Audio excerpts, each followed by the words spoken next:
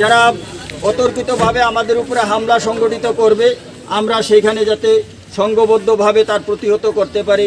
আমরা আর বসে থাকবো না, আমরা প্রতিবাদ প্রতিরোধের রাস্তা আমরা সেখানে নেব। আমরা প্রথমত আইনকে শ্রদ্ধা জানাবো, আইনের দ্বারস্থ আমরা হব। আইন যদি যথাযথ ব্যবস্থা না নেয় তাইলে আমরাও সেইভাবে আমাদের ব্যবস্থা আমরা নিতে হবে।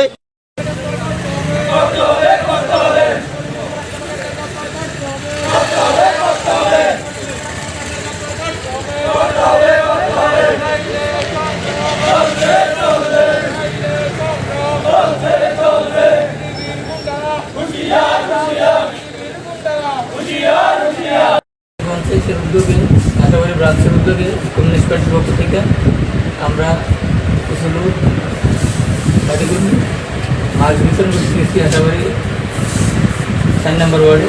দেওয়ার পরে কিছু জায়গা বিতরণ করার পর কিছু দুষ্কৃতিকারী লোক আবুল হোসেন, তারপরে ফয়জল হক,